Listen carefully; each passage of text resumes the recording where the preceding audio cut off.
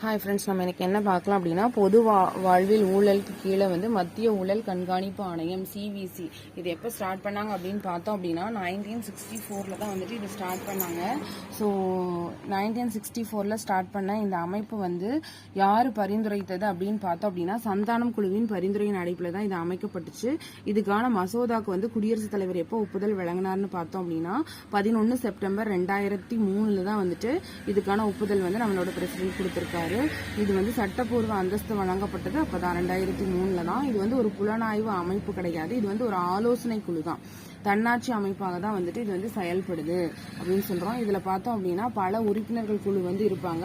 மெயினா ஒரு ஹெட்டும் 2 மெம்பர்ஸும் இருப்பாங்க. ஒரு ஆணையர் மற்றும் 2க்கும் மிகாத உறுப்பினர்கள் இருக்க வேணும். இந்த மத்திய ஊழல் கண்காணிப்பு ஆணையர் பார்த்தோம் அப்படின்னா தலைவர் மற்றும் உறுப்பினர்களை 3 நபர்கள் குழு பரிந்துரை செய்வாங்க. அதன் அடிப்படையில தான் நியமனம் செய்யப்படுவாங்க. அந்த 3 நபர்கள் யார் அப்படின்னு பார்த்தோம் அப்படின்னா பிரதமர், உள்துறை அமைச்சர், மக்களவை, எதிர்கட்சி தலைவர். ஸோ இந்தியாவோட சிவிசி தலைவர், அதாவது முதல் சிவிசி தலைவர் யார் அப்படின்னு பார்த்தோம் அப்படின்னா நித்தூர் ஸ்ரீனிவாச ராவ் தான் முதல் சிவிசி ஹெட். இவங்களோட பதவி காலம் பார்த்தோம் அப்படின்னா 4 வருஷம் இருக்கும். அப்படி இல்லைன்னா அவங்களோட ஏஜ் 65ல அவங்க ரிட்டையர் ஆயிடுவாங்க.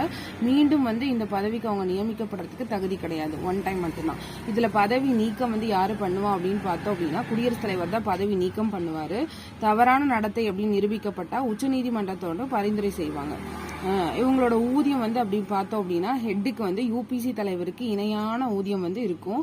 இதோட ஹெட் குவார்டர்ஸ் தலைமையிடம் எங்க இருக்கு அப்படின்னா டெல்லியில இருக்கு. அடுத்தது இதோட செயல்முறைகள் என்ன அப்படின்னு பார்த்தோம் அப்படின்னா மத்திய அரசு மற்றும் அரசு சார் நிறுவன பணியாளர்கள் மீதான விசாரணை மேற்கொள்ளுதல்.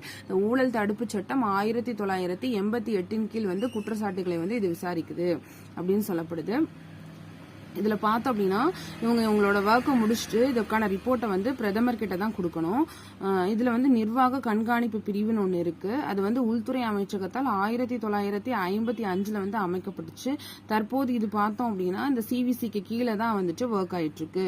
இப்ப குற்றவியல் நடைமுறை சட்டம் 1973 பொதுநலன் வெளிப்படுத்துதல் மற்றும் பாதுகாப்பு தகவல் அறிந்த தீர்மானம் தான் இந்த குற்றவியல் நடைமுறை சட்டம் 1973. அதாவது யாரெல்லாம் ஊழல் செய்யறாங்க அந்த அனைத்து ஊழியர்களின் தகவல்களை சேகரிப்பு தான் இதோட ஒர்க். அதுக்கடுத்து இடைத்துறைப்பாளர் பாதுகாப்பு சட்டம் 2011.